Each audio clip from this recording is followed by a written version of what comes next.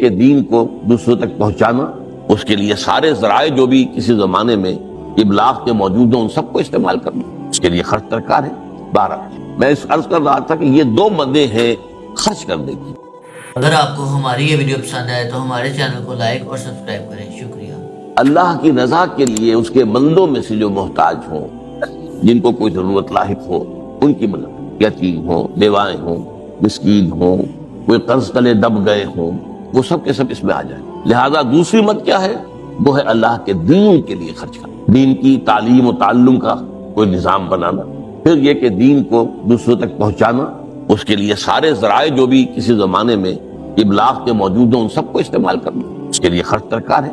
بہرحال میں اس عرض کر رہا تھا کہ یہ دو مدیں ہیں خرچ کرنے کی۔ الذین ینفقون فی السراء والضراء، مسرت کی حالت میں آدمی کے پاس کافی ہے، غنی ہے، تب خرچ کر رہا ہے تو ظاہر بات ہے اس حالت میں طبیعت پر اتنا بوجھ نہیں ہوتا خرچ کرنے میں، لیکن خود تنگی محسوس کر رہا ہو پھر خرچ کرے، یہ گویا کہ اس سے اگلا ایک قدم ہے۔ ضراء ہے، تکلیف کے اندر بھی ہو تو خرچ کرے۔ والکاظمین الغیظ، اور وہ لوگ جو اپنے غصے کو پی جانے والے ہیں۔ والعافین عن الناس، اور غصہ ظاہر بات ہے آتا ہے کسی شخص کی کسی غلطی پر، کسی خطا پر، یا وہ اس نے آپ کے ساتھ کوئی زیادتی کی ہے، ابھی تو غصہ آئے گا نا۔ لہذا غصے کو تو پی جاؤ اور لوگوں کو معاف کرو۔ والعافین عن الناس، یہ دو کام در حقیقت ایک ہی کام کے دو رخ ہیں، کہ غصہ آیا ہے تو اسے پی جاؤ، اور جس شخص نے تم پر زیادتی کی ہے، تمہارے خیال میں زیادتی کی ہے، ہو سکتا ہے وہ اپنی جگہ پر صحیح ہو، لیکن یہ کہ بہرحال تمہیں غصہ آیا ہے، اس غصے کو پی جاؤ اور اسے معاف کرو۔ واللہ یحب المحسنین، اور ظاہر بات ہے کہ اللہ تعالیٰ کو تو ایسے محسنین ہی پسند ہے۔ اب یہاں بھی نوٹ کر لیجئے وہی درجہ احسان جو ہم پڑھ چکے ہیں بڑی تفصیل سے، حدیث جبرائیل کے حوالے سے گفتگو شروع ہوئی تھی، بعد میں پھر بھی مختلف مواقع پر گفتگو آتی رہی ہے، اور اگلی حدیث میں پھر آنی ہے۔ احسان کسے کہتے ہیں؟ تو اللہ تعالیٰ کو ایسے محسن جو اپنے اس دین کو خوبصورت بنا لیں، دین ان کا جو ہے اور دینی زندگی ان کی جو ہے وہ دل کو لبھانے والی ہو، وہ لوگوں کو پسند آنے والی ہو، بلکہ یہ کہ اس کے اندر جو ہے وہ حسن جو ہے دل آویزی پیدا ہو جائے۔ اس آیت کے حوالے سے میں آج پھر حدیث آپ کو سنا رہا ہوں۔ اس کے راوی حضرت ابو ہریرہ رضی اللہ تعالی عنہ، انہوں نے ذکر کیا ہے، اور اس کی روایت بھی ہے امام بخاری نے کی ہے رحمہ اللہ، ان رجلا قال للنبی صلی اللہ علیہ وسلم، ایک شخص نے حضور صلی اللہ علیہ وسلم سے عرض کی، اوصنی، حضور مجھے کچھ وصیت فرمائی۔ اوصا یوصی ایصاء، وصیت کر، وصا یوصی توصیتاً، اس کے معنی بھی وہی ہے۔ وصا یوصی کے معنی ہو جائیں گے تدریجاً، مسلسل وصیت کرتے رہنا، نصیحت کرتے رہنا۔ اور ایک ہے، ایک مرتبہ آپ نے ایک بات کہہ دی، اوصنی، مجھے وصیت فرمائیے، مجھے نصیحت فرمائیے۔ قال لا تغضب، آپ نے ایک ہی بات فرمائی، غصہ نہ کیا کرو، مغلوب الغضب نہ ہو جایا، کہ غصہ آئے اور تم پر چھا جائے، تمہارے اوپر اپنا غلبہ کرو۔ فردد مرارا، اس شخص کے دل میں شاید کوئی اور بات تھی، اس نے پھر پوچھا، اوصنی حضور، بس کیجیے وصیت میں۔ آپ نے پھر فرمایا لا تغضب، پھر پوچھا، وہ تکرار کرتا رہا اور حضور نے بھی ہر مرتبہ وہی بات کی۔ اب اس سے اندازہ ہو جاتا ہے کہ یہ بات کتنی اہم ہے۔ اب پہلی بات تو میں آپ کو یہ بتا دوں کہ غصہ آ جانا کوئی غیر فطری بات نہیں، غصہ اللہ تعالیٰ نے انسان میں رکھا ہوا ہے۔ البتہ غصے کے اعتبار سے حضرت حسن، غالباً حسن بصری رحمہ اللہ، ان کا ایک قول بڑا حکیمانہ ہے، بہت حکیمانہ۔ وہ فرماتے ہیں کہ ایک انسان تو وہ ہوتا ہے جو پورا انسان ہوتا ہے، مکمل انسان، ایک ہوتا ہے نصف رجل، آدھا انسان، وہ انسانیت کے معیار پر پورا نہیں اترتا، ہاں نصف تک آدھا۔ اور ایک انسان ہوتا ہے لیس برجل، وہ انسان ہوتا ہی نہیں، وہ حیوان ہوتا ہے۔ پورا انسان وہ ہے جسے غصہ دیر میں آئے اور جلدی رفع ہو جائے، اور آدھا انسان وہ ہے جسے غصہ جلدی آئے لیکن جلدی رفع بھی ہو جائے، یا دیر میں آئے اور دیر میں رفع ہو، یہ دونوں برابر ہو جائیں گے۔ جلدی غصہ آیا جلدی ختم بھی ہو گئے، دیر میں آیا دیر لگا دی جانے میں بھی۔ اور جو شخص سرے سے انسانیت کا مستحق ہی نہیں کہ اسے انسان مانا جائے، وہ غصہ جلدی آ جائے اور دیر میں جائے، وہ اصل میں پھر انسان نہیں، وہ اخلاقی اعتبار سے پورا انسان کہلانے کا مستحق نہیں۔ تو غضب کے اعتبار سے یہ تین درجے جو ہے وہ سامنے رہتے۔ پھر مزاجوں کی بات بھی ہوتی ہے، اللہ تعالیٰ نے مختلف مزاج بنائے ہیں۔ بعض طبائع کے اندر جمال کا عنصر زیادہ ہوتا ہے، جمالی شخصیت، خوبصورت شخصیت، کمال۔ بعض جلالی مزاج کے لوگ ہوتے ہیں، ہمارے بزرگوں میں بھی ہوتا ہے، دیندار لوگوں میں بھی ہوتا ہے، یہاں تک کہ نبیوں میں بھی ہے۔ حضرت موسیٰ علیہ السلام جلالی طبیعت کے آدمی، آپ کو معلوم ہے کہ واقعات تمہارے سامنے ہیں جو قرآن میں موجود ہے۔ ایک قبطی کا اور ایک اسرائیلی کا جھگڑا ہو رہا تھا، اس اسرائیلی نے مدد مانگی تو حضرت موسیٰ نے ایک مکہ لگایا ہے اس قبطی کو اور اس کی جان نکال دی۔ تو ان کے غضب کا، ان کی جلالی طبیعت کا یہ عالم، اور اس کا سب سے بڑا نقشہ جو قرآن مجید میں آتا ہے کہ جب اللہ تعالیٰ نے جب ہجرت ہو گئی اور مصر سے حضرت موسیٰ علیہ السلام اپنی قوم کو لے کر، بنی اسرائیل کو لے کر نکل آئے، دریا یا سمندر بھی اللہ نے پار کرا دیا، سمندر کو یا دریا کو پھاڑ کر، اس کے بعد وہ مرحلہ آیا کہ انہیں اب شریعت دی جائے، اس لیے کہ اصل میں ہجرت کے بعد پھر شریعت آتی ہے۔ ہجرت سے پہلے کا وقت جو ہے وہ تو ایک کشاکش کے اندر گزرتا ہے، جیسے کہ 12 برس حضور کے مکے میں ہے، ایک کشاکش ہے جسے ہم عام طور پر کشمکش کہہ دیتے ہیں، ایک اسٹرگل ہے، اس میں مصیبتیں ہیں، تکلیفیں ہیں، مارے کھائی جا رہی ہیں وغیرہ وغیرہ۔ تو ابھی کسی تفصیلی شریعت کے لیے جانے کا موقع نہیں تھا۔ نماز بھی جا کر 5 وقتہ جو ہے وہ سن 1190 میں فرض ہوئی ہے، یعنی آپ سمجھئے کہ ہجرت سے 1-1.5 سال پہلے۔ اس کے علاوہ زکوٰۃ کا کوئی نظام ابھی باقاعدہ کہ یہ اتنے میں سے اتنا کوئی نہیں۔ ہاں عام طور پر لفظ زکوٰۃ استعمال ہوا ہے، اپنے مال کو پاک کرو، پاک کرتے رہا کرو، مال میں سے صدقہ خیرات نکالتے رہا کرو، اس سے وہ مال پاک ہو جائے۔ تو اسی طریقے سے جو ہجرت آئی حضور پر، جو ہجرت کے بعد شریعت نازل ہوئی مدینہ منورہ میں، اور دورہ ترجمہ قرآن میں یہ بات واضح میں کر دیا کرتا ہوں کہ اس شریعت کا بلو پرنٹ جو ہے، جلس آپ میں سے بہت سے حضرات جانتے ہوں گے، کوئی عمارت بنانی ہو تو اس کا جو نقشہ بنتا ہے پہلا وہ ایک نیلے کاغذ پر بنتا ہے، بلو پرنٹ۔ تو بلو پرنٹ جو ہے اس شریعت محمدی علیہ صاحب الصلاۃ والسلام کا، وہ سورہ بقرہ میں کیا، پھر اس میں جو تفاصیل کے اور پورے جو خد و خال آئے ہیں وہ پھر سورہ نساء اور سورہ مائدہ اس کی تکمیل کی شروع۔ بہرحال جب حضرت موسیٰ کو ہم اللہ تعالیٰ نے طلب کیا 40 دن کے لیے کوہ طور پر، اس کو ہم چلہ بھی کہہ سکتے ہیں، 40 روز کی اللہ تعالیٰ نے ان سے ریاضت کروائی، مشقت، روزہ اور یہ کہ عبادت اور ذکر الہی۔ اس کے بعد انہیں اللہ نے تورات عطا فرمائی۔ اس میں آپ کو یاد آ جانا چاہیے حضور سے بھی قرآن مجید کے نزول سے قبل اسی طرح کا معاملہ غار حرا میں آپ کی جو خلوت گزینی ہوتی تھی، اور وہاں پر جو بھی آپ اب کیا عبادات کرتے تھے یہ ہمیں معلوم نہیں، لیکن یہ ہے کہ عام طور پر جو محدثین نے کہا ہے، کانا صفت تعبدہ فی غار حرا التفکر والاعتبار، غور و فکر کرتے تھے یہ کائنات کیا ہے، کیا اس کا نظام ہے، یہ معاشرہ ہمارا کدھر جا رہا ہے، یہ خرابیاں کیوں بڑھ رہی ہیں، یہ کیوں انسان کا خون کرتا ہے، یہ کیا بات ہے، یہ کیا وجہ ہے کہ کچھ لوگ بھوکے مر رہے ہیں اور کچھ لوگ جو ہے ان کے پاس بہت دولت جمع ہو گئی۔ یہ غور و فکر جو ہے تو یہ آپ کا رہا ہے بہرحال، لیکن یہ کہ تخلیہ اور غار میں آپ کا قیام یہ اپنی جگہ پر ثابت ہے، جو دونوں میدانوں میں انتہائی بلندی پر ہے۔ This is because he is the only person، the only کے لفظ کو میں زیادہ ایمفیسائز کروں، اور کوئی ہے ہی نہیں، تقابل کیا ہوگا، اور کوئی ہے ہی نہیں۔ He is the only person supremely successful in both the religious and secular field۔ یہ میں نے آپ کو صدی کے اس سرے اور صدی کے اس سرے سے 2 مثالیں دے دی ہیں، ذرا ایک درمیانی مثال بھی دے دوں۔ ایچ جی ویلز، برطانوی fiction writer, scientific fiction writer کی حیثیت سے شہرت ہے، بڑے اچھے اس نے کہانیاں لکھی، ناول لکھے، جس میں وہ ریفلیکٹ کر رہا تھا یہ سائنس کدھر جا رہی ہے، جدھر جا رہی تھی، جو اکتشافات اور جو ایجادات ہونی تھی ان کو پہلے سے ویژولائز کر کے اس پر مبنی کر رہا ہے اپنے ناول کے پلاٹس اور اپنی کہانیوں کے بنیادی خاکے، تو سائنٹیفک فکشن کے نام سے اس اعتبار سے مشہور۔ لیکن اس کے ساتھ ہی اس نے تاریخ عالم پر 2 کتابیں لکھی ہے، short history of the world and a concise history of the world, جو ذرا نسبتاً زیادہ ضخیم ہے۔ اس concise history of the world میں وہ چیپٹر جو ہے وہ حضور صلی اللہ علیہ وسلم پر جو چیپٹر لاتا ہے، اس میں ایک بات میں اپنے دل پر جبر کر کے آپ کو بتا رہا ہوں۔ ابتدا میں حضور کی ذاتی نجی خانگی زندگی پر اس نے نہایت رقیق حملے، یوں سمجھیے کہ جیسے 2 ملعون نام نہاد مسلمانوں نے اس دور میں کیا ہے، سلمان رشدی نے اور تسلیمہ نسرین نے، ایک نے انگلینڈ میں بیٹھتا ہے، ایک نے بنگلہ دیش میں بیٹھتا۔ جس قسم کے چھینٹے اڑائے ہیں حضور کی شخصیت پر، اسی طرح کے چھینٹے ایچ جی ویلز نے حضور کی ذات مبارکہ پر خصوصاً خانگی زندگی اڑائے۔ لیکن جب اس چیپٹر کے آخر میں آتا اور خطبہ حجۃ الوداع کا ذکر کرتے ہوئے باقاعدہ کوٹ کرتا، لا فضل لعربی علی عجمی ولا لعجمی علی عربی ولا لاسود علی احمر ولا لاحمر علی اسود الا بالتقوی کلکم بنو آدم وآدم بن تراب۔ دیکھو لوگوں، کسی عرب کو کسی عجمی پر کوئی فضیلت حاصل، اسی طرح کسی عجمی کو کسی عرب پر کوئی فضیلت حاصل، اسی طرح کسی سرخ و سفید رنگ والے شخص کو کوئی فضیلت حاصل نہیں کسی سیاہ روح پر، سیاہ فام پر، اور اسی طریقے سے کسی سیاہ فام کو کوئی فضیلت حاصل نہیں سفید فام پر یا سرخ روح پر، الا بالتقوی، فضیلت کی بنیاد صرف تقوی ہے۔ کلکم بنو آدم وآدم من تراب، تم سب کے سب آدم کی اولاد ہو، اس کی نسل سے، اور آدم کی تخلیق مٹی سے ہوئی تھی۔ اس کو کوٹ کرتا ہے، اور پھر ذرا نوٹ کیجئے یہ جملے، واقعتاً بڑے گہرے جملے۔ Although the sermons of human freedom, fraternity and equality were said before also، کہ اگرچہ انسان کی حریت، اخوت اور مساوات کے وعظ تو دنیا میں پہلے بھی بہت کہے گئے، یہ جملہ نوٹ کر لیا۔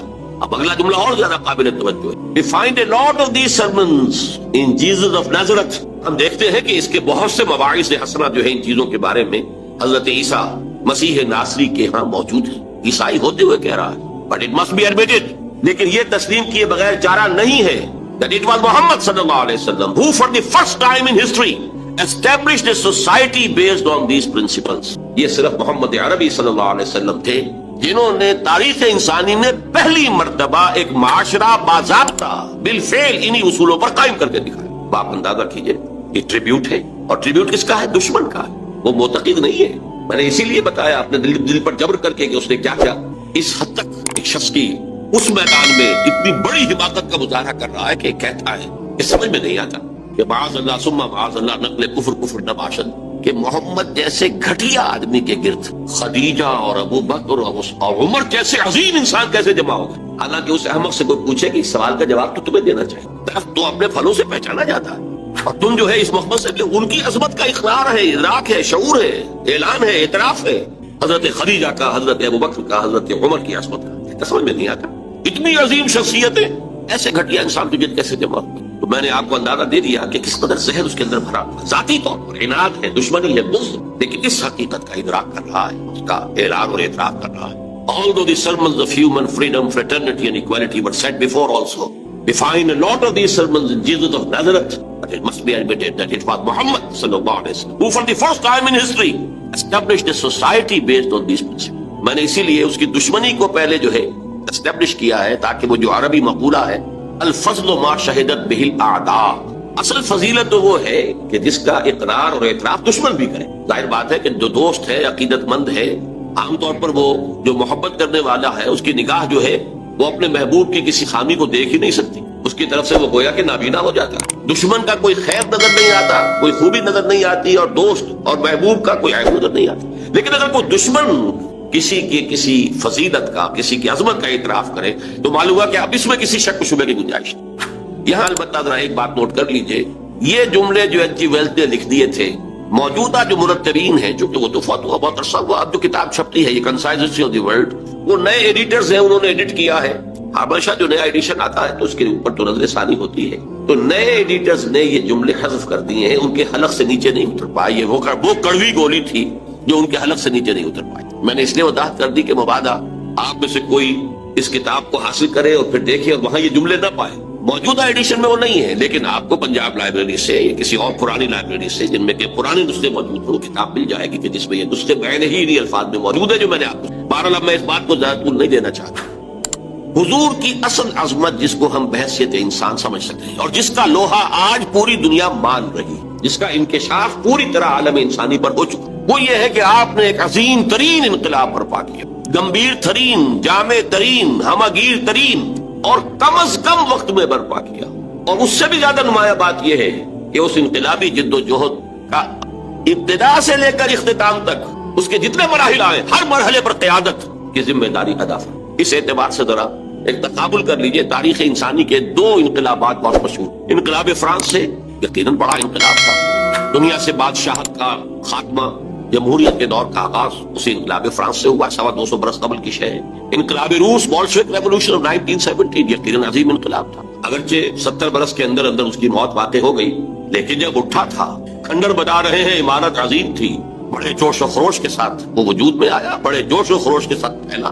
کہاں روس سے وہ لیٹن امریکہ تک جا پہنچا، کتنی اس کی توسیع ہوئی ہے، کس بجلی کی صورت کے ساتھ ہوئی ہے.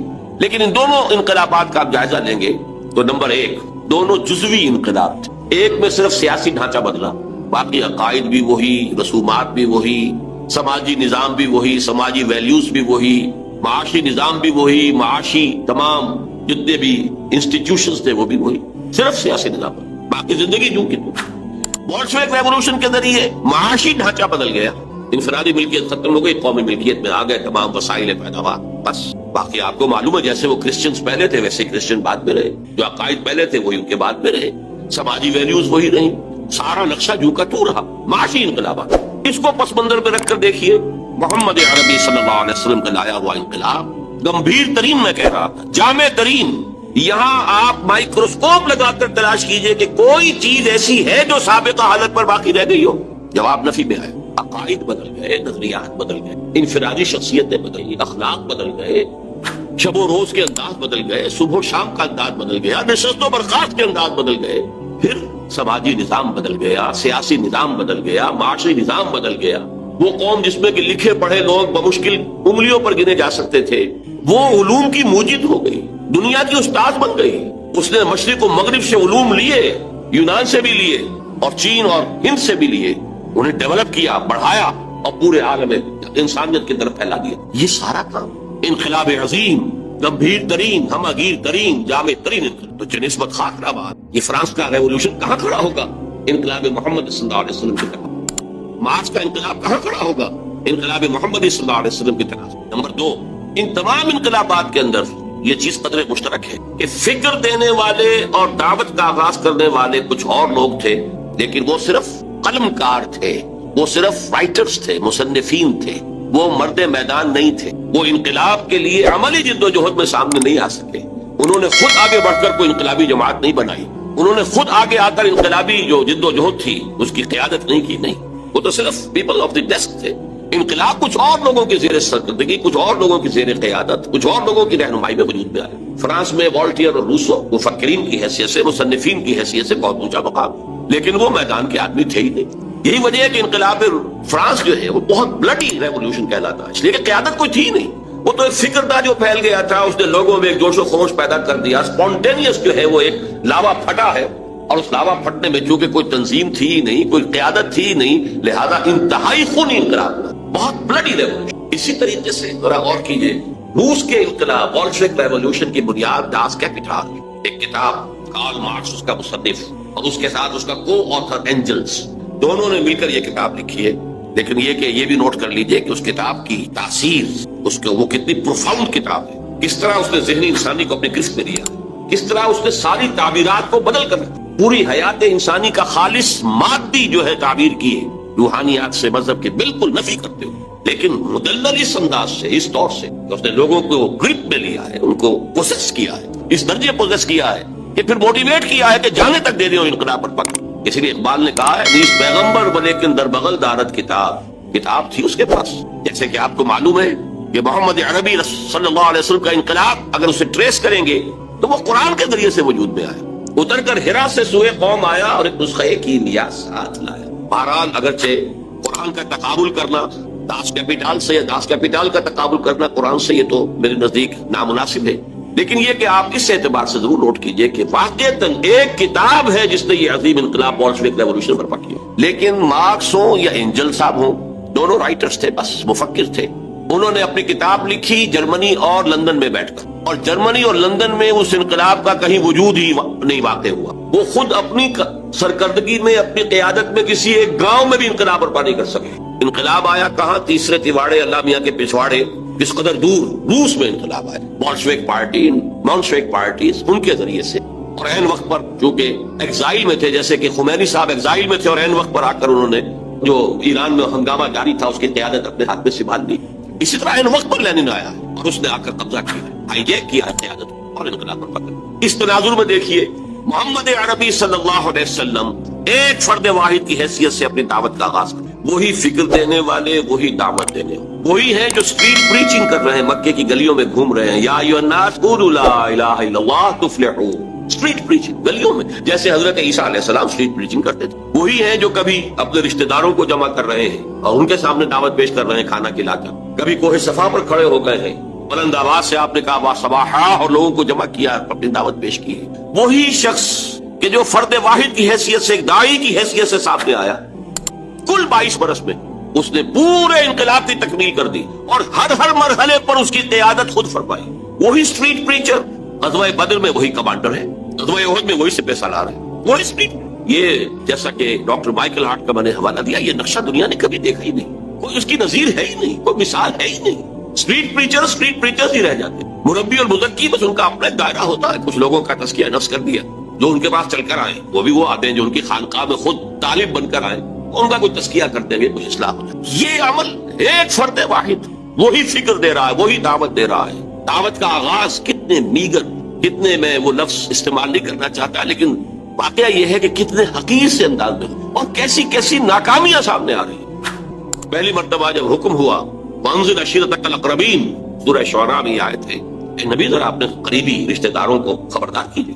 حکم دیا حضرت علی کو، وہ آپ کے زیر کفالت بھی تھے، زیر تربیت بھی تھے، اور پھر وہی نوجوانی کا عالم تھا، تو گویا کہ گھریلو سامان لانا، اس کا بندوبست کرنا انہی کے ذمہ تھا. ایک دعوت کام کا اہتمام کرو اور تمام بنو ہاشم کو بلا. اہتمام ہوا، تمام بنی ہاشم جمع ہو گئے، کھانا لوگوں نے کھا لیا. اب حضور کھڑے ہوئے اپنی بات کہنے کے لیے، تو کچھ لوگوں نے ہوٹنگ کی، کچھ نے فبرے چست کیے، کچھ نے شور مچایا، اور مجمع جو ہے وہ چلا گیا، اور حضور اپنی بات کہہ بھی نہیں سکتے. تو یہ نہ سمجھیے کہ ایسا ہو گیا ہو کہ ادھر آپ نے آغاز کیا، ادھر کامیابیوں نے قدم چومنے شروع کر دیے. ہرگز نہیں، ہرگز نہیں، ہرگز نہیں. اہم ترین نقطہ جو ہے آپ کی انقلابی جد و جہد کا، اس کو نوٹ کر لیجئے.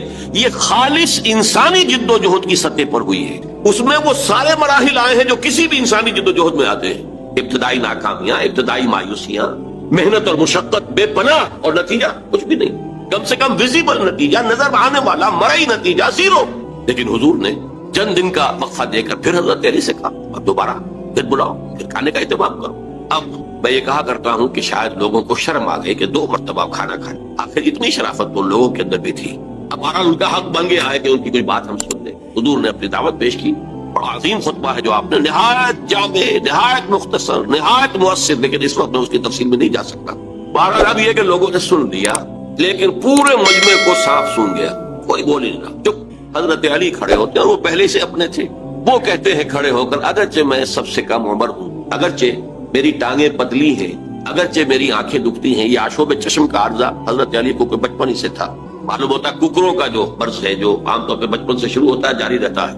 مختلف جنگوں کے موقع پر بھی تذکرہ ملتا ہے کہ حضرت علی کی آنکھ دکھ رہی تھی، تو حضور نے اپنا لعاب دہن جو ہے ان کی آنکھ میں لگایا، جس سے ان کو سکون حاصل ہوا، پھر وہ جنگ کے میں حصہ لے سکے. تو یہ معلوم ہوتا ہے کہ ٹرکوما کا جو مرض ہوتا ہے وہ شاید انہیں تھا. اگرچہ میں سب سے کم عمر ہوں، اور اگرچہ میری ٹانگیں پتلی ہیں، اور اگرچہ میری آنکھیں دکھتی ہیں، لیکن میں آپ کا ساتھ دوں گا. اور پورا مجمع کھلکھلا کر ہنس پڑا.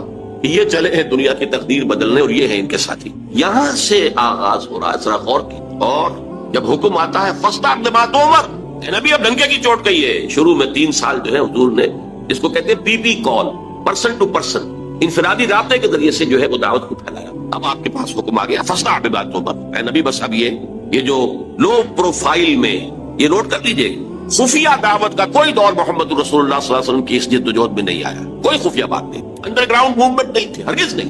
البتہ لو پروفائل میں پرسن ٹو پرسن کانٹیکٹ کے ذریعے سے بات پھیل رہی. لیکن اب حکم آ گیا فَاسْتَعْدِ مَا تُؤْمَرْ، اے محمد اب ڈنکے کی چوٹ کہو جس چیز کا کہ تمہیں حکم ہوا. پھر آپ کوہ صفا پر چڑھے. اب کوہ صفا جو رہ گیا ہے بیچارہ، وہ تو اس کا ایک سمبل ہے، علامت ہے جو باقی رہ گئی. حضور کے زمانے میں باقاعدہ ایک پہاڑی تھی، ایسی پہاڑی کے جس کے پیچھے کوئی لشکر بھی چھپ سکتا تھا، ایسی پہاڑی. بہرحال یہ چونکہ عرب کا دستور تھا، یہیں سے ہمیں ایک بات معلوم ہوتی ہے کہ دعوت کے لیے جو بھی آپ کے زمانے میں مروجہ ہو طریقے، ان سب کو اختیار کر. ہاں اگر کوئی شرافت کے یا حیا کے منافی کوئی شے ہے تو اس کو اس میں سے ختم کر دیا جائے، لیکن یہ کہ جتنے بھی ذرائع ہوں ابلاغ کے جو موجود ہوں آپ کے وقت میں، وہ آپ کو استعمال کرنے چاہیے. جب حکم ہوا فَاسْتَعْدِ مَا تُؤْمَرْ، تو آپ نے رواج کے مطابق یہ شکل اختیار کی. رواج کیا تھا؟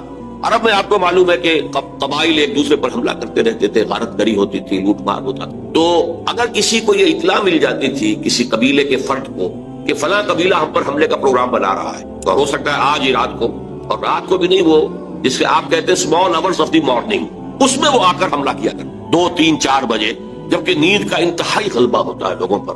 وہ سوئے ہوئے پر آ کر اچانک ٹوٹ پڑنا، قتل بھی کرنا اور لوٹ مار کر کے بھاگ جانا، یہ ان کا ایک عام رواج تھا. تو جس کسی کو اطلاع مل جاتی تھی کہ قبیلہ جو ہے اس طور سے حملہ آور ہوا چاہتا ہے، وہ کسی بلند مقام پر چڑھ جاتا تھا، کپڑے اتار دیتا تھا، مادر ذات برہنہ ہو جائے، نعرہ لگاتا تھا وا صباحا، ہائے وہ صبح جو آیا چاہتی ہے، جس میں غارت گری ہوگی، جس میں لوٹ مار ہوگی، جس میں کچھ تو خون ہوگا، وا صباحا، وہ صبح، ہائے وہ صبح جو آیا چاہتی ہے. اب دیکھیے دونوں چیزیں اس نے جمع کر لی، آڈیو ویژول، اس لیے کہ جہاں تک تو اس کی آواز جا رہی وا صباحا، وہاں تک تو لوگوں نے اس کی آواز کو سن لیا، وہ لپکے دوڑے، کوئی بڑی خبر ہے، کوئی حملہ ہوا چاہتا ہے، کوئی بڑی تباہی آنے والی ہے، یہ شخص اس کی خبر دینا چاہتا ہے، تو دوڑو لپکو سنو اس کی بات. اور جہاں اس کی آواز نہیں جا رہی، وہ عریاں نظر آ رہا ہے کھڑا ہوا، اسی لیے اسے نذیر عریاں کہتے تھے، خبردار کرنے والا، وارن کرنے والا جو بالکل ننگا ہو گیا، نذیر عریاں. حضور نے اس میں صرف یہ کمی کی کہ ظاہر بات ہے کہ یہ حیا کے خلاف تھی، بات فطرت کے منافی تھی، آپ نے کپڑے نہیں اتارے، لیکن نعرہ وہی لگایا وا صباحا. اب لوگ جو ہے وہ آئے، جمع ہوئے، اونچائی پر آپ کھڑے تھے، لوگوں نے دیکھا بھی، پھر اپنی دعوت پیش کی. اور آپ کے علم میں ہے یہ واقعات تو سب جانے بوجھے ہیں. उस मजमे में से सगा चचा बोलता है तब्बन लका लिहाजा जमाता, तुम्हारे लिए हलाकत और बर्बादी हो गया, तुमने इस काम के लिए हमें जमा किया था। हम समझे थे कोई वाकई खबर देने वाले, तुम कोई बात बताने वाले। और नोट कीजिए जो मैंने अर्ज किया था वो पहाड़ी कितनी बड़ी थी कि हुजूर ने पहले ये कहा कि लोगों अगर मैं तुम्हें ये खबर दूं कि इस पहाड़ी के पीछे दुश्मन का लश्कर है जो तुम पर टूट पड़ना चाहता, तो मेरी बात मानोगे कि नहीं? यानी वो पहाड़ी इतनी थी कि उसके पीछे कोई ग्रोह, कोई लश्कर जो है वो छुप सकता। उन्होंने कहा जरूर, एक तो इसलिए कि आप बुलंदी के मकाम पर पहाड़ी पर खड़े हैं, पहाड़ के दोनों तरफ देख रहे हैं, और दूसरे ये कि आपने तो कभी झूठ बोला ही नहीं, आप सादिकुल अमीन हैं। ये पहले गवाही लेकर आपने बात की है अपनी, मैं तुम्हें अल्लाह के अज़ाब से डरा था, आखिरत के मुहासबे से डरा था, जिस पर उसने कहा तब्बन लका लिहाजा जमाअतना, जिस पर ये सूरत नाजिल हुई है तब्बत यदा अबी लहबिन व तब मा अगना अन्हु मालुहु व मा कसब सयस्ला नारन ज़ात लहब व इम्राअतुहु हम्मालतल हतब फी जिदिहा हब्लुम मिन मसद। तो ये मैंने दो झलकियां आपको दिखाई कि कैसा मीगर स्टार्ट है, कितना दिल को तोड़ देने वाला, कितना इंसान की हिम्मत के लिए समझिए कि सब्र आजमा जिसको कहना चाहिए, सब्र की पूरी आजमाइश करने वाला ये मामला हुआ है जिससे क्या आगाज हुआ है। और मैं इसको अब मुख्तसर कर रहा हूँ। पूरे 10 बरस की मेहनत और मुशक्कत मोहम्मद अरबी सल्लल्लाहु अलैहि वसल्लम, और ज़हन में रखिए आप जैसा मुबल्लिग, आप जैसा मुरब्बी, आप जैसा मुज़क्की, आप जैसा मुअल्लिम न पहले पैदा हुआ न कभी हो सकता है। इम्तिनाए नज़ीर, हुजूर की नज़ीर मुहाल मुतलक, बल्कि हमारे यहाँ बाज़ उलमा का और एक खास मकतब फिक्र का तो ये मौक़िफ़ है कि खुद अल्लाह भी इस पर कादिर नहीं है कि कोई दूसरा मोहम्मद पैदा कर सके। बहरहाल ये एक निज़ाई और इख्तिलाफी मसला है, लेकिन इसमें तो कोई शक नहीं कि नतीजे के एतबार से तो बात सही है, हुजूर की कोई नज़ीर न हुई है न होगी। लेकिन आपकी 10 बरस की मेहनत शाक़ा, 10 बरस की मेहनत शाक़ा, 10 बरस की शबो रोज की मेहनत, इसमें दिन में आपकी मुशक्कत है। इन्ना लका फिन नहार सबहन तवीला, दिन के औकात में आप घूम रहे हैं, स्ट्रीट प्रीचिंग कर रहे हैं, उसके पास जा रहे हैं, इसके घर पर दस्तक दे रहे हैं। रात को कुमिल लैला इल्ला कलीला निस्फहु अव इनकुस मिनहु कलीला औ ज़िद अलैहि वरत्तिलिल कुरान तरतीला। दिन में लोगों को दावत दे रहे हैं तो रात को खड़े होकर झोली फैलाकर अल्लाह से दुआ कर रहे हैं, परवरदिगार उमर इब्न खत्ताब और अम्र इब्न हिशाम में से किसी एक को तो मेरी झोली में डाल। ये शबो रोज की मेहनत शाक़ा मोहम्मद अरबी सल्लल्लाहु अलैहि वसल्लम की, और 10 बरस की, और उसका नतीजा ज्यादा से ज्यादा 125 या और बहुत ज्यादा करेंगे तो 150 अफराद आपके गिर जमा हुए। चुनाचे 10वें साल को आपने आमुल हुज़्न करार दिया। ये जो 10 साल हो गए आगाज वही के बाद, यूं समझिए 610 ईस्वी में वही का आगाज हुआ, तो लगभग 620 ईस्वी को हुजूर ने आमुल हुज़्न, इसलिए कि उसी सन में हजरत खदीजा का इंतकाल हो गया रज़ी अल्लाह तआला अन्हा। घर में दिलजोई करने वाली, एक वफादार, वफाशार, मोहब्बत करने वाली अहलिया ज़ौजा मुहतरमा थी। अब वो भी ना, जाहिर है कि बाहर से आदमी तकद्दुर लेकर आता है, किसी ने पागल कह दिया है, किसी ने मजनून कह दिया है, किसी ने शायर कह दिया है, किसी ने कह दिया ये हम पर धौंस जमाते हैं, इन्होंने एक आजमी गुलाम को अपने घर के अंदर बंद कर रखा है, वो बड़ा आलिम व फाजिल है, तौरात और इंजील का जानने वाला, और ये उससे डिक्टेशन लेते हैं, याद करके फिर हम पर आकर धौंस जमाते हैं कि ये मेरे पर वही आई। और हुजूर ये सुनते थे सब कुछ, कुरान मजीद में नक्शा खींचा गया है, आपका कल्ब इंतहाई हसास था, ये बातें सुनकर आपको रंज और अफसोस होता था। वलक़द नअलमु अन्नका यज़ीक़ु सद्रुका बिमा यक़ूलून, हे नबी हमें खूब मालूम है, अल्लाह ताला फरमा रहे हैं, दिलजोई के लिए फरमा रहे हैं, हमें खूब मालूम है कि जो कुछ ये लोग कह रहे हैं इससे आपका सीना भींचता है, तकद्दुर पैदा होता है, रंज होता है, गम होता है, अफसोस होता है। यही वो लोग थे जो मेरे राह में अपनी आंखें बिछाते थे, यही वो लोग हैं जो सादिक़ुल अमीन का खिताब मुझे देते थे, जो मुझसे इंतहाई मोहब्बत करने वाले लोग। आज कोई मजनू कह रहा है, कोई पागल कह रहा है, कोई शायर कह रहा है, कोई साहिर कह रहा है, कोई मशहूर कह रहा है, कोई कज़्ज़ाब कह रहा है, नक़्ल कुफ्र न बात, साहिरुन कज़्ज़ाब अल्फाज कुरान मजीद में आए। ये सब कुछ आप सुनकर घर पर आते थे तो घर पे कोई तसल्ली देने वाली थी ना, लेकिन अब वो भी न रही। आपको मालूम है ये वाक़यात बड़े अहम है। सिर्फ जब पहली वही आई है और हुजूर के ऊपर एक दहशत की कैफियत तारी थी, आलम बशरियत का पहला हुआ था मामला आलम मलकियत के साथ, जिब्राइल से पहली मुलाकात गारे हिरा में, उसकी तबीयत के ऊपर तमाम जो है एक दहशत थी। आए हैं तो कांप रहे थे, फिर बुखार चढ़ गया है, उसमें कहा है आपने खशीत वाला नफ्सी, खशीत वाला नफ्सी, खशीत वाला नफ्सी, मुझे अपनी जान का अंदेशा। ये क्या सूरत हाल है, ये क्या जिम्मेदारी है मुझ पर आ गई। वही थी, वही गमखार भी थी, वही हिम्मत बंधाने वाली भी थी, वही है जिसने पहले तो ये कहा अल्लाह आपको ज़ाय नहीं करेगा, आप फिक्र में, आप तो यतीमों की सरपरस्ती करते हैं, बेवाओं की खबरगिरी करते हैं, आप भूखों को खाना खिलाते हैं, गरीबों की जो है खिदमत करते हैं, अल्लाह आपको ज़ाय नहीं करेगा। और इस ज़िम्न में मुझे एक वाक़या याद आ रहा है, ये वाक़या इमाम राज़ी ने नक़ल किया अपनी तफ़सीर कबीर में, और ये है आगाज़ वही से कबल का वाक़या, क्योंकि हुजूर की जिंदगी में ये जो दिन आए थे 25 बरस की उम्र से लेकर 40 बरस की उम्र तक, 25 बरस की उम्र तक की आपकी जिंदगी बड़ी मुशक्कत की जिंदगी रही, बड़ी मेहनत की जिंदगी रही, इफलास की जिंदगी रही, तंगदस्ती की जिंदगी रही। ऐन बचपन में आप بھیڑے بکریاں چراتے رہے، علی قراغیط، چند ٹرکوں کے عوض، یہ حضور کے اپنے الفاظ، میں چند ٹرکوں کے معاوضے میں اب بھیڑے بکریاں چراتا تھا۔ پھر آپ ذرا بڑے ہوئے، اس لیے کہ ابو طالب جو ہے وہ بہت ہی مفلس انسان تھے، سرپرستی تو وہ کر رہے تھے، لیکن واقعہ یہ ہے کہ پرورش کی ہے محمد رسول اللہ نے خاندان ابو طالب، اپنی مزدوری سے، اپنی محنت سے، اپنی مشقت سے۔ پھر آپ نے تجارت کرنی شروع کی ملازمت کی شکل، تو یہ سخت دن تھے۔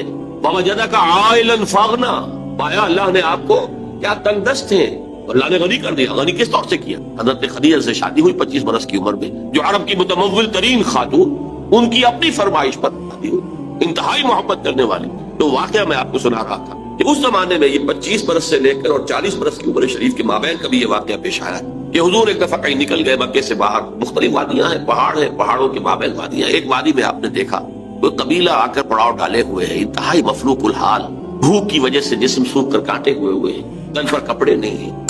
حالت دیکھ کر آپ آئے انتہائی ملول اور غمگین ہو کر، گھر میں آ کر چادر لے کر لیٹ گئے۔ اب پوچھا حضرت خدیجہ نے کیا مانا ہے، کیا مانا؟ آپ نے فرمایا میں گیا تھا باہر فلاں وادی میں، میں نے یہ دیکھا فلاں قبیلہ ہے، پڑاؤ ڈالے ہوئے ہیں اور یہ حال۔ حضرت خدیجہ اور فرمانے لگے کہ میرے پاس دولت نہیں ہے کہ میں ان کے لیے مدد کر سکوں۔ سرمایہ تو حضرت خدیجہ کا تھا، آپ کی اپنی ذاتی دولت تو نہیں تھی۔ اس پر حضرت خدیجہ نے فرمایا اچھا آپ جائیے اور بڑے بڑے قریش کے چند سرداروں کے نام لیے کہ ان کو بلا لائیے۔ حضور گئے، وہ سب آ گئے۔ اتنی دیر میں اتنا بڑا ڈھیر اشرفیوں کا حضرت خدیجہ نے لگا دیا کہ جب حضور آ کر بیٹھے تو اس کے پیچھے چھپ گئے، اور پھر کہا ان سرداران قریش سے مخاطب ہو کر آپ سب لوگ گواہ ہیں میں نے یہ ساری دولت محمد کے حوالے کی صلی اللہ علیہ وسلم، وہ جیسے چاہیں اسے خرچ کرو۔ ایسی بیوی جس نے ساتھ دیا، میں اگر اس موضوع پر چونکہ میرے کچھ خاص احساسات ہیں اس میں وہ بیان کروں گا تو پھر بہت وقت نکل جائے گا کہ حضرت خدیجہ رضی اللہ تعالیٰ عنہ کا کیا مقام تھا جسے ہم سے اکثر نہیں جانتے۔ ہمارے ہاں تو جیسے ہے گرفتار ابو بکر و علی ہوشیار باش، یا ابو بکر کی فضیلت رضی اللہ تعالیٰ عنہ اہل سنت کے نزدیک، یا اہل تشیع کے نزدیک حضرت علی کی فضیلت اسی میں ہے، گرفتار ہے، اسی میں جھگڑا ہے۔ اسی طرح عائشہ اور فاطمہ کا جھگڑا ہے۔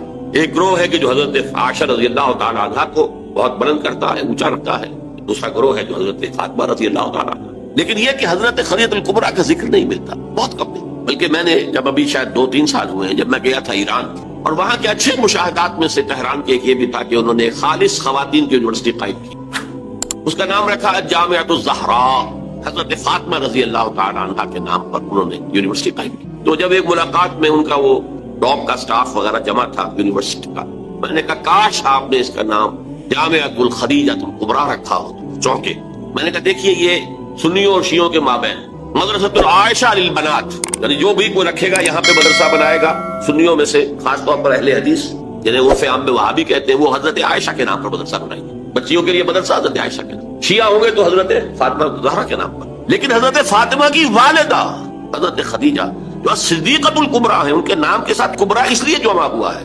صدیق اکبر، الصدیق الاکبر ہے حضرت ابو بکر رضی اللہ تعالیٰ عنہ، الصدیقۃ الکبریٰ، جیسے حضرت مریم کے بارے میں آتا ہے قرآن میں کان امہ صدیقہ، اس امت کی الصدیقۃ الکبریٰ حضرت خدیجہ رضی اللہ تعالیٰ عنہ۔ اور ایک بات راز کی ہے جو میں کہہ رہا ہوں، عام طور پر عام خطابات میں یہ باتیں نہیں کہی جاتی، مجھے تو محسوس ایسا ہوتا ہے کہ اللہ تعالیٰ نے حضرت خدیجہ کی ذات میں حضور کو صرف بیوی کی وفاداری اور وفا شعاری اور محبت نہیں دی، والدہ کی شفقت۔ حضور محروم ہو گئے بہت اگلی عمر میں، والد کو تو دیکھا ہی نہیں، والدہ کی شفقت سے بھی بہت جلد ہے۔ عمر کا فرق اتنا تھا 25 اور 40، اور آپ کو معلوم ہے میری نانی میرے بڑے ماموں سے 13 برس بڑی تھی، 13 برس میں ان کی ولادت ہو گئی تھی، اور عرب کا معاملہ تو اور گرم ماحول کا تھا، تو کیا 15 برس کی عمر میں حضرت خدیجہ کی اولاد نہیں ہو سکتی تھی؟ اگر وہ ہوتی تو کیا وہ حضرت عمر حضور کی اب عمر نہ ہوتی؟ اس حوالے سے چنانچہ ایک واقعہ میں آپ کو اور سنا دوں۔ ایک مرتبہ حضور صلی اللہ علیہ وسلم اسی طرح جو بھی نیا تجربہ تھا عالم ملکیت اور عالم بشریت کے درمیان اتصال کا، اور جس کی وجہ سے ایک خوف کسی کیفیت، ایک تشویش کا سا انداز، تو حضرت خدیجہ نے ایک مرتبہ یہ کہا کہ اچھا اب جب وہ آئے وہ فرشتہ ہے یا کیا ہے، وہ بدروح ہے یا کوئی واقعتاً فرشتہ ہے، جب بھی وہ آپ کو نظر آئے تو مجھے بتائیے۔ حضرت جبرائیل آئے، حضور نے فرمایا وہ آگے، اب ذرا نوٹ کیجئے، حضرت خدیجہ نے اپنے بال کھول دیے، اپنی آغوش میں حضور کو لے لیا اور پوچھا کہ کیا اب بھی نظر آ رہا ہے؟ اب فرمایا نہیں، فرمایا یقیناً یہ فرشتہ ہے، وہ بدروح نہیں ہے، فرشتہ ہے جس نے حیا کی ہے، اگر کوئی بدروح ہوتی تو لذت لیتی، وہ غائب نہ ہوتی۔ اب آپ اندازہ کیجئے عظمت فکر، سوچ کا، آپ کے فکر کا، شعور کی بلندی کا۔ بہرحال سن 10 نبوی کا تذکرہ کر رہا تھا، حضرت خدیجہ کا انتقال ہو، ابو طالب کا انتقال ہو، جو ایک پروٹیکشن، ٹرائبل زندگی میں پروٹیکشن، جیسے کہ آج ہی میں پڑھ رہا تھا کہ جو بھی پہلا ایک معاہدہ اوس اور خزرج کے درمیان جو مسلمانوں نے یثرب کا اور پھر مہاجرین کو ساتھ شامل کر کے حضور نے کروایا تھا، اس میں یہ شک بھی تھی کہ اگر کوئی ایک مسلمان بھی کسی کو پناہ دے دے گا تو وہ سب کی طرف سے شمار ہوگا۔ یہی معاملہ قبائل میں ہوتا تھا، قبیلے کا ایک فرد اگر کسی کو شخص کو پناہ دے دیتا ہے تو وہ پورے قبیلے کی طرف سے۔ اس حوالے سے خاندان بنو ہاشم کی سرداری تھی ابو طالب کے پاس، اور وہ پروٹیکشن دے رہے تھے محمد عربی صلی اللہ علیہ وسلم، اگرچہ ایمان نہیں لائے لیکن وہ ایک طبی محبت تھی، اور اس طبی محبت کی بنیاد پر انہوں نے خاندان بنو ہاشم کا سایہ کیا ہوا تھا حضور پر صلی اللہ علیہ وسلم۔ اب ظاہر بات ہے کہ اگر بقیہ دوسرے قبیلے جو تھے اس کے سردار وہ اگر کوئی اقدام کرتے حضور کے خلاف تو یہ گویا کہ بنو ہاشم کے خلاف اعلان جنگ ہو جاتا اور ان فائٹنگ شروع ہو جاتی، خانہ جنگی سول وار مکے میں شروع ہو جاتی۔ یہ وجہ ہے کہ 10 برس تک اس اقدام کی جرت انہیں نہیں ہوئی، سفارتیں لاتے رہے، ابو طالب کے پاس سفارتیں آئیں، کبھی لالچ پیش کیا، آپ ان سے کہیے اگر انہیں دولت چاہیے تو سیم و زر کے ہم انبار لگا دیں ان کے قدموں تلے، انہیں کوئی سیادت چاہیے تو ہم انہیں اپنا بادشاہ ماننے کو تیار ہے، اگرچہ ہمارا کوئی مزاج نہیں ہے کسی بادشاہ کو ماننے کا، ان کو مان لیں گے، اور اگر کہیں شادی کرنا چاہیں تو اشارہ کر دیں، قریش کے جس بڑے سے بڑے گھرانے میں کہیں گے آپ ان کی شادی کر دیں۔ یہ بھی تھی آفر جب حضور نے فرمایا تھا کہ چچا جان چاہے یہ میرے داہنے ہاتھ پر سورج اور بائیں پر چاند رکھ دیں تب بھی میں اپنی اس دعوت سے باز نہیں آ سکتا۔ ان کا مطالبہ یہ تھا کہ یہ دعوت ختم کر دیں، ہمارے معبودوں کو برا نہ کہیں، جس کے ضمن میں پھر آخری جبکہ ابو طالب بستر مرگ پر تھے اس وقت جو آخری سفارت آئی ہے، اور انہوں نے آخری چیلنج کیا کہ ابو طالب اب بھی اگر تم باز نہیں آتے تو پھر ٹھیک ہے ہمارا الٹیمیٹم ہے، آؤ میدان میں مقابلہ کر لو یا روک لو اپنے بھتیجے کو۔ اس پر جب ابو طالب نے بلایا اور حضور سے کہا ہے کہ بھتیجے مجھ پر اتنا بوجھ نہ ڈالو جو میں برداشت نہ کر سکوں، ظاہر بات ہے اکیلا خاندان بنی ہاشم پورے قبیلہ قریش کا مقابلہ، پھر خود جو ہے نہایت ضعیف بوڑھے اور بستر مرگ پر ہے تقریباً، بھتیجے مجھ پر اتنا بوجھ نہ ڈالو جسے میں برداشت نہ کر سکوں۔ اس پر حضور کی آنکھوں میں آنسو کہ ایک ہی مرئی سہارا دنیا میں ویزیبل اسباب عالم کے اعتبار سے ایک پروٹیکشن، ایک سہارا، ایک مدد کی شکل تھی، آج وہ بھی جا رہی ہے ختم۔ کہا آپ نے یہ کہ چچا جان اب تو یا تو یہ بات پوری ہو کر رہے گی اور یا میں اپنے آپ کو اسی میں ہلاک کر دوں گا، میرے لیے کوئی ریٹریٹ کا کوئی امکان نہیں ہے، کوئی واپسی کا کوئی امکان نہیں ہے، پسپائی کا کوئی۔ بہرحال میں نے یہ سارا پس منظر بتایا ہے عام الحزن، اور یہ ابو طالب کا بھی انتقال ہو گیا اور پروٹیکشن ختم ہو گئی، بلکہ اب بنو ہاشم کا سردار ابو لہب ہے جو خود دشمن ہے انتہائی، جو سمجھیے کہ زہریلا دشمن، جس نے اس وقت کہہ دیا تھا تب لگا لہذا جماعت، جس نے اپنے دونوں بیٹوں سے حضور کی دونوں صاحبزادیوں کو طلاق دلوائی۔ طلاق بھائی مانا وہاں تو در حقیقت نسبت کا ہو جانا ہی ایک طرح کا نکاح ہوتا تھا، وہ نکاح باقاعدہ ہو جائے گا لیکن نسبت تو کہیں منسوب ہو گئی تو گویا کہ ایک رشتہ قائم ہو گیا۔ دونوں بیٹے تھے ابو لہب کے جن سے حضور کی 2 صاحبزادیوں کا رشتہ تھا، ان دونوں نے آ کر نہایت گستاخانہ انداز میں، توہین آمیز انداز میں آ کر حضور کے سامنے کھڑے ہو کر اور کہا کہ ہم تمہاری بیٹیوں کو طلاق دیں، سارا سب میں جیلے ہیں حضور صلی اللہ علیہ وسلم۔ اب وہ ہے بنو ہاشم کا سردار، کیا نکلے گا نتیجہ؟ پروٹیکشن ختم، اب تو جو بھی چاہیں گے وہ دارالندوا میں فیصلہ کریں گے۔ لہذا آپ گئے طائف کی طرف، یہ حضور کی مکی زندگی کا اہم ترین واقعہ ہے، حالانکہ اس سے پہلے 3 برس کا آپ کا شیب بنی ہاشم کے اندر جو گھیراؤ رہا اور مقاطعہ رہا اور بائیکاٹ رہا، کھانے پینے کی چیزیں جو ہے روکی گئیں، بدترین قسم کی فاقہ جو ہے کشی کرنی پڑی پورے خاندان بنی ہاشم کو، حالانکہ وہ سب کے سب ایمان تو نہیں لائے تھے، لیکن اس جرم کی پاداش میں کہ بنو ہاشم محمد کا ساتھ نہیں چھوڑ رہے، لہذا پورے خاندان کو جو ہے اس کے ساتھ بائیکاٹ ہوگا، اور بائیکاٹ کے نتیجے میں بنو ہاشم کا پورا خاندان شیب بنی ہاشم میں، اور جس کو شیب ابی طالب بھی کہتے ہیں، 3 برس تک محصور رہا، کوئی چیز کھانے کے لیے نہیں۔ کوئی اللہ کا بندہ حکیم ابن حزام جیسے شخصیتیں، بنیادی طور پر نیک شخصیت، وہ کہیں پہاڑ کی چوٹی پر چڑھ کر نیچے اتر کر، ورنہ پہاڑ جو وادی ہے اس کے دونوں سروں کے اوپر پہرے ہیں، کوئی جا ہی نہیں سکتا، اب پہاڑ کراس کرے اتر کے کوئی شہد دے آئے، اس لیے کہ وہ بہت قریبی عزیز سے حضرت خدیجہ کے رضی اللہ تعالیٰ عنہ، تو اپنی رشتہ داری کا بھی وہ کچھ ڈالے رکھتے تھے، کبھی لے آئے تو لے آئے، ورنہ وہ وقت بھی آیا ہے کہ بنو ہاشم کے پھول جیسے بچے بلک رہے ہیں، کھانے کو کچھ نہیں ہے، کچھ نہیں ہے سوائے اس کے کہ سوکھے چمڑے ابال کر ان کا پانی ان کے حلق پر ٹپکا دیا جاتا ہے۔ لیکن اس کو بھی میں سخت ترین نہیں کہتا، حضور صلی اللہ علیہ وسلم کے لیے ذاتی طور پر جو سخت ترین مرحلہ آیا ہے وہ یوم طائف کا، جس کی ایک گواہی حضور کے اپنے قول میں کہ حضرت عائشہ نے ایک مرتبہ پوچھا رضی اللہ تعالی عنہا کہ کیا آپ پر یوم احد سے بھی زیادہ کوئی سخت دن گزرا ہے؟ ان کے ہوش میں ظاہر بات ہے یوم احد حضور مجروح ہوئے، زخمی ہوئے، دندان مبارک شہید ہوئے، خون کا فوارہ چھوٹا، آپ پر بے ہوشی طاری ہوئی، آپ کی زبان مبارک سے ایک بددعا بھی نکل گئی، کیف یہدی اللہ قوما خضبوا وجہ نبیہم بالدم، اللہ اس قوم کو کیسے ہدایت دے گا جس نے اپنے نبی کے چہرے کو خون سے رنگین بنا دیا، خون سے رنگ دیا۔ پھر یہ کہ 70 صحابہ جو ہے شہید ہوئے، جن میں حضرت حمزہ جیسے بھی آپ کے چچا بھی ہیں، آپ کے خالہ زاد بھائی بھی ہیں، آپ کے دور شریک بھائی بھی ہیں، ساتھ کے کھیلے ہوئے ابجولی بھی ہیں، اسد اللہ ہے، اسد الرسول ہی بھی، اور ان کی لاش آئی ہے کہ ناک کٹی ہوئی، کان کٹے ہوئے، اور پیٹ چاک کر کے کلیجہ چبایا ہوا. تو سخت ترین دن حضرت عائشہ کے نزدیک یوم احد تھا. حضور نے فرمایا نہیں، مجھ پر سخت ترین دن یوم طائف. آپ مکے سے مایوس ہو کر طائف گئے، اور نوٹ کیجئے یہ واحد موقع ہے جہاں نظر آتا ہے کہ حضرت ابو بکر بھی حضور کے ساتھ تھے، ورنہ سائے کی طرح ساتھ کرنے والی شخص صرف ایک ہے ساتھ، زید ابن حارثہ رضی اللہ تعالی عنہ، جو منہ بولے بیٹے بھی قرار دے دیے گئے تھے، لیکن یہ کہ تھے تو غلام، آزاد کردہ غلام، مولا تھے حضور کے، وہ ساتھ ہیں. صرف آپ نے عام راستہ اختیار نہیں کیا جو کہ آسان راستہ ہے، سیل کا راستہ اب بھی ہے. طائف کے 2 راستے ہیں، مکے سے طائف جائیں 2 راستے ہیں، ایک طریق السیل کہلاتا ہے، ایک طریق الجبل کہلاتا ہے. پہاڑی راستہ جو ہے انتہائی دشوار گزار، انتہائی، آج بھی آپ جب جائیں وہاں پر تو معلوم ہوتا ہے کیسے ان لوگوں نے سڑک بنائی ہے، یہ نہایت دشوار گزار. لیکن اب دوبارہ وہ بہت عمدہ سڑک بنی ہوئی ہے. حضور کے زمانے میں سڑک کہاں تھی؟ کس سختی کو جھیل کر اس طریق الجبل کو آپ نے اختیار کیا، اس لیے کہ عام آمد و رفت کا راستہ جہاں تھا وہاں تو خطرہ تھا کہ فوراً حملہ ہو جائے، کیونکہ غالباً دارالندوا میں یہ فیصلہ ہو چکا کہ اب تک کر دو محمد کو، ختم ہوا، ابو طالب گیا. اب کوئی ہمیں اندیشہ نہیں ہے کہ کوئی ان فائٹنگ ہو جائے گی، کوئی جو ہے سول وار ہو جائے گی قریش میں. لہذا اس لیے آپ اوائڈ کر رہے ہیں اس راستے کو جس پر آمد و رفت عام تھے. وہ دشوار گزار راستے سے ہو کر طائف پہنچے، وہاں کے 3 سرداروں کے پاس جا کر اپنی دعوت پیش کی، اس امید میں کہ اگر ان میں سے کوئی ایک بھی دعوت قبول کر لے، مجھ پر ایمان لے آئے تو میں یہاں منتقل ہو جاؤں، یہ میرا دارالہجرت بن جائے. حکمت خداوندی میں مشیت ازدی میں یہ معاملہ جو ہے، یہ شرف پہلے سے طے تھا یثرب کے لیے، لیکن حضور کی اپنی غور و فکر، سوچ بچار، اس کے حوالے سے آپ طائف پہنچے. تینوں نے جو جواب دیے ہیں کلیجے سے پار ہونے والے جوابات. ایک جگہ فوراً روانہ ہو جاؤ یہاں سے، اس لیے کہ ہو سکتا ہے تم سچے ہو، واقعی رسول ہو، تو میں نے کوئی توہین کر دی تو میں مارا جاؤں گا، اور ہو سکتا ہے تم جھوٹے ہو تو جھوٹے کو میں منہ لگانا نہیں چاہتا، لہٰذا روانہ ہی ہو جاؤ. ایک جگہ تمہارے سوا کوئی نہیں ملا تھا اللہ کو رسول بنانے کے لیے، یہ جو قرآن مجید میں بھی آیت کوٹ ہوئی ہے، من قریتین عظیم، یہ جو کوئی رجل ہوتا، کوئی شخص جو ان 2 بستیوں میں بڑی عظمت والا ہوتا، دولت والا ہوتا، ولید ابن مغیرہ کی طرح اس کی جائیداد مکے میں بھی ہوتی، مدینے اور طائف میں بھی ہوتی، تو ایسا شخص نہیں ملا تھا اللہ کو کوئی نبی بنانے کے. تم جیسا یتیم مفلوق الحال، جس کا اپنا کوئی سرمایہ تھا ہی نہیں، جس کے لیے سرمایہ بھی اگر کوئی تھا تو بیوی کا تھا، وہ اللہ نے چنا.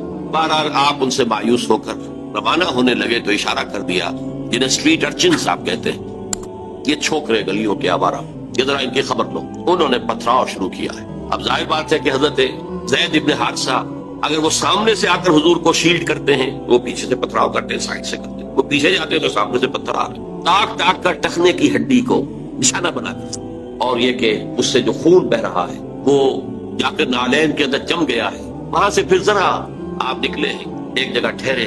زیادہ تفصیل میں نہیں میں جا رہا، لیکن خاص طور پر یہ نوٹ کرا دینا چاہتا ہوں کہ حضور کی زبان مبارک پر فریاد آ گئی، اللہم الیک اشکو ذوف قوتی وقلت حیلتی وحوانی علی الناس.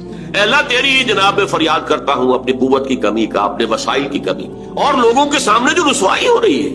رسوائی، یہ رسوائی مکے میں نہیں ہوئی تھی کبھی، یہ پتھراؤ مکے میں نہیں ہوا تھا کبھی. اللہم الیک اشکو ذوف قوتی وقلت حیلتی وحوانی علی الناس الی من تکلنی. اے اللہ مجھے کس کے حوالے کر دیا ہے، الی بعید یتجہمنی اور الی عدو ملکت امری. کیا وہ دور دراز کے لوگ جن کا مجھ سے کوئی تعلق ہی نہیں ہے، ان کو مجھ پر حملہ کرنے کے لیے کھلی چھوڑ دے دی، اور کیا دشمن کے حوالے مجھے کر دیا کہ جو چاہے کر دیا. یہ فریاد ہے. لیکن اس کے بعد وہ مقام عبدیت غالب آتی ہے. یہ جو 2 نسبتیں ہیں محمد رسول اللہ کی، عبدہ و رسول، مقام عبدیت کا تقاضا کچھ اور ہے. سر تسلیم خم، کوئی شکوہ شکایت زبان پر نہ آئے. فرماتے ہیں ان لم یکن علی غضبک فلا ابالی، اگر تو ناراض نہیں ہے تو پھر مجھے کوئی پرواہ. سر تسلیم خم ہے جو مزاج یار. اندیشہ تو یہ ہوا کہ کہیں تو ناراض نہ ہو گیا ہو. جیسے ابتدا میں چند دن کے لیے وحی کی آمد کا سلسلہ رکا تھا تو اندیشہ ہو گیا تھا کہ کہیں اللہ ناراض تو نہیں ہو گیا کہ وحی کا سلسلہ بند جس پر وہ آیات نازل ہوئی، وَالضُّحَىٰ وَاللَّيْلِ إِذَا سَجَىٰ مَا وَدَّعَكَ رَبُّكَ وَمَا قَلَىٰ وَلَلْآخِرَةُ خَيْرٌ لَكَ مِنَ الْأُولَىٰ. اسی کو کہتے ہیں فارسی میں کہ عشق تو ہزار بدگمانی. جہاں عشق کا اور محبت کا معاملہ ہوتا ہے تو بڑی جلدی بدگمانی پیدا ہو جاتی ہے. کہیں کوئی ناراض تو نہیں ہو گیا کسی وجہ سے، میری کوئی بات جو ہے کھل تو نہیں گئی کسی چیز سے، کوئی ایسی تو نہیں کہ ناگواری محسوس ہوئی ہو. تو ان لم یکن علی غضبک فلا ابالی، اگر غضب نہیں ہے تیرا، ناراض نہیں ہے تو پھر مجھے کوئی پرواہ نہیں. اعوذ بنور وجهک الذی اشرقت له الظلمات، میں تیرے چہرے انور کی اس ضیاء اور نور کی پناہ میں آتا ہوں کہ جس سے تمام اندھیارے جو ہیں وہ دور ہو جائیں. بہرحال وہاں سے جب واپس آئے ہیں تو نوٹ کیجئے ٹرننگ پوائنٹ ہے یہ، اس لیے کہ یوم طائف ایک اعتبار سے کلائمیکس ہے، ذاتی اعتبار سے محمد الرسول اللہ صلی اللہ علیہ وسلم پر ابتلاء اور آزمائش اور امتحان اور سختی کا نقطہ عروج، کلائمیکس. اور اسے مولانا مناظر حسن گیلانی رحمۃ اللہ علیہ نے اپنی تصنیف النبی الخاتم میں ٹرننگ پوائنٹ قرار دیا. اس کے بعد سے اللہ تعالیٰ کی طرف سے خصوصی پروٹیکشن، اللہ تعالیٰ کی طرف سے خصوصی حفاظت جو ہے حضور صلی اللہ علیہ وسلم کو حاصل، لیکن یہ کہ فوری طور پر طائف سے واپسی کے بعد معاملہ یہ ہوا ہے۔ عالم اسباب میں حضور کا معاملہ یہ تھا کہ آپ داخل نہیں ہو سکتے مکے میں، کیا کریں؟ وہاں قتل کا فیصلہ ہو چکا، داخل ہوں گا کوئی قتل کر دے، اور جب ندوہ میں فیصلہ ہو چکا ہو تو کوئی اس کے اوپر جرم نہیں، کوئی اس کے اوپر الزام نہیں، کوئی مقدمہ نہیں بنے گا۔ طائف گیا تھا، خالی ہاتھ لوٹ رہا ہوں۔ عالم اسباب، اب نوٹ کیجیے جو نقطہ میں واضح کرنا تھا کہ حضور کی ساری جدوجہد عالم اسباب میں قدم بقدم زمین پر چل کر ہوئی۔ عالم اسباب کے وہ استعمال کرتے ہوئے ایک مشرک کو، کافر کو پیغام بھیجتے ہیں، اگر تم مجھے امان دے دو، اپنی امان میں لے لو تو میں مکے میں آ جاؤں۔ مجھے میں بتا چکا قبیلے کی بات یہ ہوتی ہے، ایک سے امان دے دی تو سب کی طرف سے امان دے۔ اس نے انکار کر دیا، پھر زید ابن حارثہ کو دوسرے کے پاس بھیجا، اس نے بھی انکار کر دیا۔ تیسرا شخص وہ شریف النفس تھا، مطعم بن عدی، اس کے پاس جب پیغام پہنچا اس نے کہا ٹھیک ہے آپ میری امان میں آ جائیں۔ آپ نے فرمایا یوں نہیں، آؤ اور لے کر جاؤ۔ اس کی وجہ کیا ہے کہ میں اگر ایسے ہی مکے میں داخل ہو جاؤں فوراً مجھ پر حملہ کر کے ختم کر دیں تو لوگ تو کہیں گے ہمیں کیا پتا تھا کہ مطعم بن عدی نے امان دی ہے، وی ڈڈنٹ نو اٹ، لہذا آؤ اور لے کر جاؤ۔ اس درجے اسباب جو ہے دنیاوی، یہ عالم اسباب ہے، اور یہاں جو جدوجہد کرنی ہے اس عالم اسباب کے اندر رہتے ہوئے کرنی ہے، ان اسباب کو بروئے کار لا کر کرنی ہے، انہیں استعمال کر کے کرنی ہے۔ لہذا آپ نے ایک مشرک کافر کی امان لینی قبول کی، اور پھر وہ مطعم بن عدی آیا ہے ہتھیار سجا کر، 6 بیٹے ساتھ لے کر، 6 بیٹے ہتھیاروں سمیت، اور کہتا ہوا میں نے محمد کو امان دی ہے، آج سے محمد میری امان میں، تب مکے میں جا۔ یہی وجہ ہے کہ حضور کو اتنا پاس تھا اس کے اس احسان کا۔ غزوہ بدر میں جب 70 قیدی قریش کے حضور کے ہاتھ میں تھے، اسیران بدر، حضور نے فرمایا تھا کہ اگر آج مطعم بن عدی زندہ ہوتا اور وہ سفارش کرتا تو میں ان 70 کے 70 کو چھوڑ دیتا بغیر کسی فدیے، لیکن یہ کہ مطعم بن عدی کا اس دوران انتقال ہو چکا تھا، وہ اسی حالت کفر و شرک کے اندر۔ میں نے کچھ جھلکیاں آپ کو دکھائی ہیں، یہ 10 برس ہیں۔ حضور کا جو انقلابی جد و جہد کا عرصہ ہے وہ 20 برس کا ہے۔ عرب میں انقلاب کی تکمیل جو ہے سن 8 ہجری میں ہو گئی، مکہ فتح ہو گیا، طائف فتح ہو گیا، حنین میں فتح حاصل ہو چکی، عرب میں انقلاب ہو گیا، لہذا 12 برس مکے کے اور 8 برس مدینہ کے شامل کر لیجئے، 20 برس۔ ان 20 کو 2 حصوں میں تقسیم کیجئے، 10 سال ادھر 10 سال ادھر۔ پہلے 10 سال کا حاصل یہ ہے جو میں نے آپ کے سامنے رکھ دیا کہ کل 125 یا 150 افراد ایمان لائے۔ آپ کی یہ حیثیت نہیں تھی کہ آپ مکے میں اپنے بل پر ان ہز اون رائٹ آپ قیام کر سکتے، لہذا آپ نے ایک کافر اور مشرک کی امان لی۔ یہ ہے 10 برس کی محنت شاقہ کا۔ اگلے 10 برس میں وہ انقلاب جس تیزی کے ساتھ مکمل ہوا، اسی سال جب کہ طائف سے واپس آئے، حج کے ایام میں آپ پھر رہے ہیں مختلف وادیوں میں جہاں حاجی ٹھہرے ہوئے ہیں، یثرب کے 6 حاجی آپ کو مل گئے، ان کے سامنے آپ نے اپنی دعوت رکھی۔ وہ خزرج کے قبیلے سے تھے۔ مدینے میں یہودی چونکہ یہ کہا کرتے تھے کہ نبی آخری زمان کا ظہور ہونے والا ہے، ان قریب جو ہے آخری نبی کا ظہور ہوگا، اور جب ان کے جھگڑے ہوتے تھے اوس و خزرج سے، یہودیوں کے، اور مار کھاتے تھے ان سے، جیسے بنیے اگر ان کا کوئی جھگڑا ہو جاتا تھا گاؤں میں تو ظاہر بات ہے مار تو ان کا مقدر تھی، ایسے ہی وہ مار کھاتے تھے، لیکن کہتے تھے کہ ابھی تو تم ہمیں دبا لیتے ہو، لیکن دیکھو نبی آخر الزمان کے ظہور کا وقت قریب ہے، جب ہم ان کے ساتھ ہو کر تم سے لڑیں گے تو تم ہمیں شکست نہیں دے سکو۔ یہ کانوں میں ان کے باتیں پڑی ہوئی تھی، لہذا جب حضور نے اپنی دعوت پیش کی، انہوں نے کنکھیوں سے ایک دوسرے کو دیکھا، معلوم ہوتا ہے یہ وہی نبی ہیں جن کا ذکر یہود کرتے ہیں، تو اس سے پہلے کہ یہودی ان پر ایمان لے آئے تم ایمان لے آؤ۔ وہ 6 آدمی ایمان لے۔ اگلے سال انہوں نے چھوٹی بہت جو بھی دعوت دی ہوگی اس کے نتیجے میں 12 آ گئے۔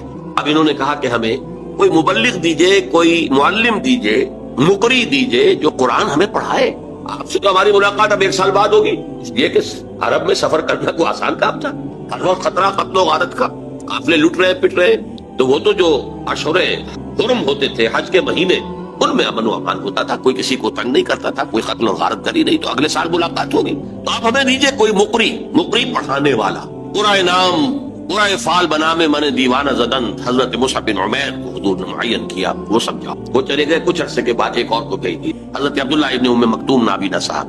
ان دو نے وہاں جا کر 1 سال میں جو دعوت اور تبلیغ کا کام کیا، قرآن پڑھایا لوگوں کو۔ حضرت مصعب کا نام ہی پڑ گیا المقری، وہ آیا استاذ۔ اگر آپ کو ہماری یہ ویڈیو پسند آئے تو ہمارے چینل کو لائک اور سبسکرائب کریں، شکریہ۔